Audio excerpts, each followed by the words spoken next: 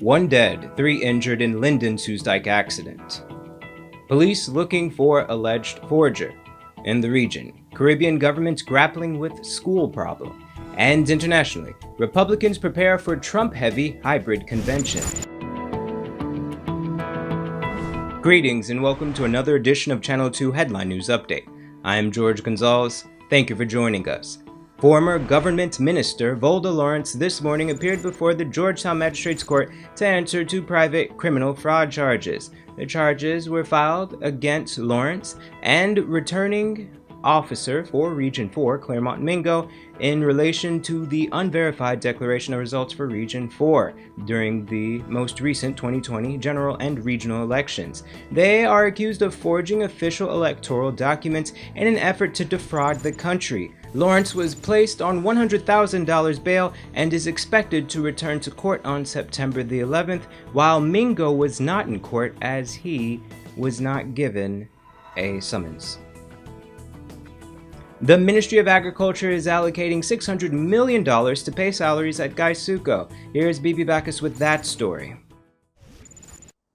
On Sunday, the government of Guyana agreed to inject $600 million into the Guyana Sugar Corporation. This is to assist with the wages and salaries of employees, since the company is in a financial state and would not have been able to pay wages from the week ending August 21st, 2020. Gaisuco has been in debt for many years, and despite improvements in the productivity of cane, its sugar production for the last 2 crops has fallen short of expectations, and the current COVID-19 pandemic has exacerbated the problems experienced in meeting the first crop 2020 production targets. Gaisuco, despite being in line for a bailout, will have to be prudent in its management because a study has found that some $120 million is required weekly to fulfill the payments of salaries. Minister of Agriculture Zulfikar Mustafa on Sunday said that as part of its capital works, Gaisuco will be required to submit a report which will take into consideration the reopening of closed sugar estates. For Headline News Update, Bibi Bacchus. Thanks, Bibi. The Office of the President is urging the public to be aware of a bogus page on social media platform Facebook purporting to be the official account of the First Lady of Guyana, Mrs. Arya Ali. The fake account, which has been created under the fake name H.E. Arya Ali, is not affiliated with the First Lady, her office, or the Office of the President in any way. The public is therefore advised that the account is fake and that they should refrain from engaging with the page. Stick around. Coming up after the break, Soesdijk highway accident kills 1, injures 3, and police looking for alleged forger.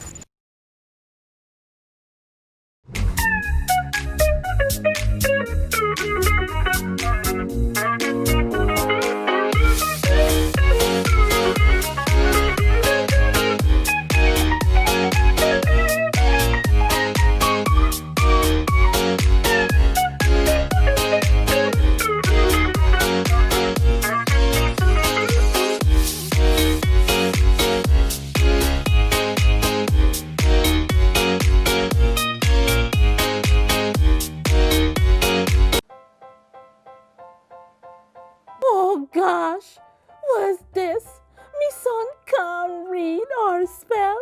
Stop! 0 out of 20. Is what I gonna do here? Hi guys, my name is Ms. Singh and I'm the senior teacher at the Treasure After School program. Due to the spread of the coronavirus and the need for social distancing, we have moved our in-class learning activities to online via Skype. On the online site, we will be focusing on spelling, phonics, reading, and the National Grade 6 assessments. For more information, you can inbox us or call us. Contact us on 675-4379. I can call them now. Hidden Treasures, discovering gems in young minds.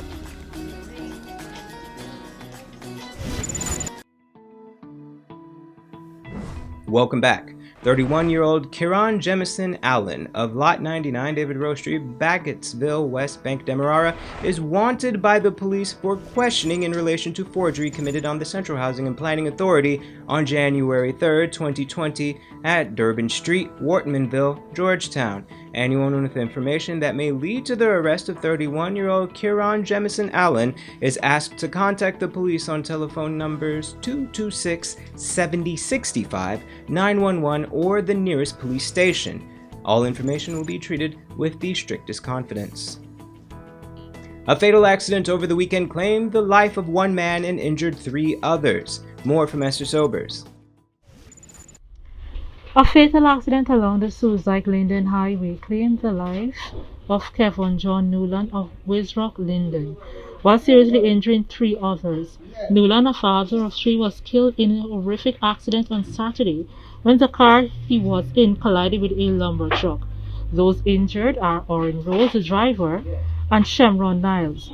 According to reports, at about 11:20 hours, the car 8C6304, driven by Rose, was heading in the direction of Linden when it collided with the trailer of a motor lorry. As a result, the driver, who was speeding, lost control and collided with the left rear wheel of the truck, drifted, and then collided with the right side of the truck. The driver and passengers were picked up and taken to the Diamond Hospital. Niles was treated and sent away, while Rose was transferred to the Georgetown Public Hospital. For Channel 2 Headline News, Esther Sobers. Thanks, Esther. Don't go away after the break. In Peru, 13 killed as police raid club breaking coronavirus curbs. And Republicans prepare for Trump-heavy hybrid convention.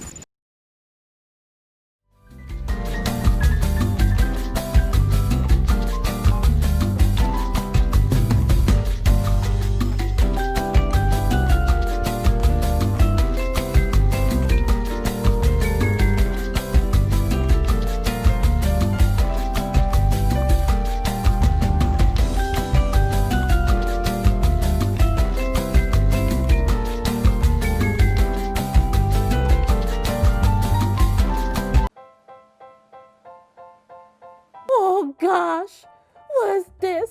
Me son can't read or spell. Stop! 0 out of 20. Is what I gonna do here?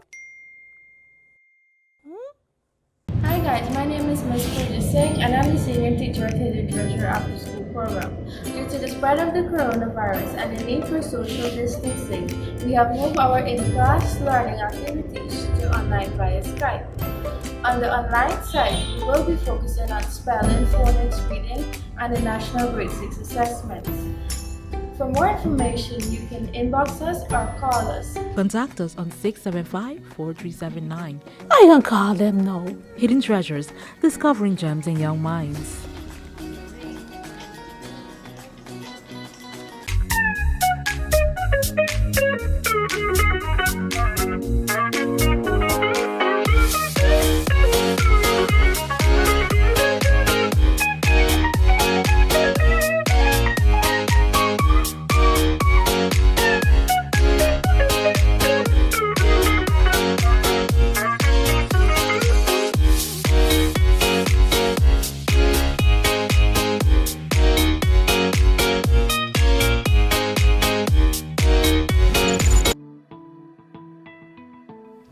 Welcome back. Now we take a look at news in the region and around the world. The St. Lucia government says it will announce Monday when schools on the island will reopen for the new academic term following the closure in March as a result of the coronavirus pandemic. Education Minister Dr. Gail Rigobert said she is aware there has been much anxiety by parents and the wider public regarding the pending announcement. She said, quote, "However, with the circumstances that exist, given the fact that we are still dealing with COVID-19, we had to ensure that discussions were held with all our major stakeholders and partners ahead of any such pronouncements." End quote. St. Lucia is not the only Caribbean country dealing with the situation regarding the reopening of schools in the wake of the virus. Barbados Minister of Education, Technological and Vocational Training, Santia Bradshaw, is to meet with teachers next week to get their input on the safe reopening of schools. Meanwhile, the Ministry of Health in Jamaica says given the spike in COVID-19 cases, it has now become necessary to delay the reopening of schools. Peru's president has called for an investigation into a police raid that led to the death of 13 people. Al Jazeera's Daniel Schweimler reports. Peru has been one of the countries in Latin America worst hit by the coronavirus pandemic, and now this. Dead and injured, grieving relatives, and confusion. I was there. Thank God I was saved. If not, I would have ended up like my sister, dead. They threw tear gas where everyone was. All the women who were there were completely scared, desperate to get out. As everyone is saying, the police should have tried to get them out one by one and not move such a large group. Neighbours had called police to report a party, organised via social media and in contravention of Peru's emergency curfew to try to limit the spread of the coronavirus. We entered and we were taken by surprise that it was not 30 people, but more than 100. The police version is that when they arrived at the Thomas Restobar in Los Olivos neighbourhood to break up the illegal gathering, the crowd rushed for the only exit. Trapped in a narrow stairwell, they were crushed or asphyxiated. In this police operation, no firearm or tear gas was used. I've seen information circulating on social media that unfortunately misinforms society. Police acted in strict compliance with the law. We acted professionally. Police detained 23 people. 6, including 3 police officers, were injured. Family members, meanwhile, gathered outside the nightclub, pleading for explanations. The authorities are working to ensure this latest tragedy does not escalate. We've been commissioned by the Health Minister, Pilar Mazzetti, to carry out rapid tests on all detainees. First, to identify those who are positive and those who are not. Second, we're going to carry out tests on all police because the police were exposed. Third, we're going to carry out rapid tests on those who helped or who think they have had contact. Peru has suffered more than 27,000 deaths from COVID-19, 585,000 infected. The authorities began to ease restrictions in June to help an economy that shrunk by 30%, only to see infections double in the last few weeks. Daniel Schweimler, Al Jazeera. And internationally, U.S. President Donald Trump is hoping to revive his re-election campaign at the Republican National Convention, which kicks off on Monday. During the 4-day event, the party will officially nominate him as its candidate for the November poll. Al Jazeera's Kimberly Halkett. For a president fond of large political rallies, the 2020 Republican National Convention was supposed to be Donald Trump's campaign crescendo, helping him cruise toward re-election in November. But COVID-19 and social distancing has dashed Trump's plan to accept his party nomination in front of thousands of MAGA hat-wearing supporters. Trump's claim of creating jobs has also disappeared as thousands of businesses have closed permanently. Millions of people are out of work, and the stock market has seen historic gains wiped out. We did it. We built the greatest economy in the history of the world, and now I have to do it again. You know what that is? That's right. That's God testing me. Trump blames China for not halting the virus, but a majority of Americans blame him for a mismanaged coronavirus response. And that's hurt Trump in the polls. With weeks until the election, he trails his Democratic rival, Joe Biden. Problem is, after 4 years in office, people now know what to expect from a Donald Trump administration. And it's really tough for people to not think about a re-election campaign or as anything other than a decision about the incumbent. And so I'm not sure that the playbook that worked for Trump in 2016 is going to work this year in 2020. With few new ideas, some people are accusing the president of employing scare tactics to round up votes. At campaign stops, Trump says if Biden is elected, taxes and crime will go up, the stock market will go down. But when it comes to his own campaign promises, his vision isn't clear. What are your top priority items for a second term? Well, one of the things that will be really great, you know, the word experience is still good. I always say talent is more important than experience. I've always said that. Due to the pandemic, most states will allow voters to mail in ballots instead of in-person voting. Trump's arguing, with little evidence, that mail-in ballots are open to fraud. Democrats say Trump's insistence people vote in person during the pandemic is an attempt to suppress the vote. with both sides accusing each other of rigging the election. Results of the 2020 vote are uncertain. Will Trump accept if he loses? The president has always said he'll see what happens and make a determination in the aftermath. Donald Trump is counting on the Republican convention to inject new life into his lagging re-election bid. He's planning multiple appearances before pared-down crowds of supporters at a week-long event that kicks off in Charlotte, North Carolina, and culminates here at the White House on Thursday, when Trump will officially accept the Republican Party's presidential nomination. Kimberly Helkett, Al Jazeera, the White House. That's all for today's regional and international news. Here's your 3-day weather forecast.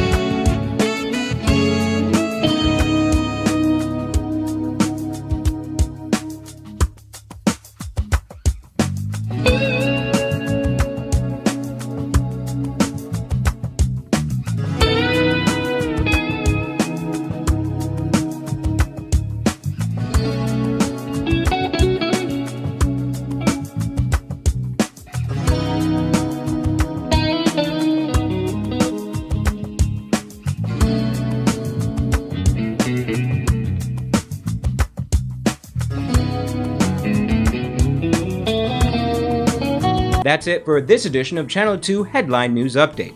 Tune in Wednesday at 7 p.m. for another episode. Be sure to subscribe, like, and follow us on Facebook and YouTube. Also, visit our website at headlinenewsghana.com for all the news we couldn't fit in the newscast. Until then, take care.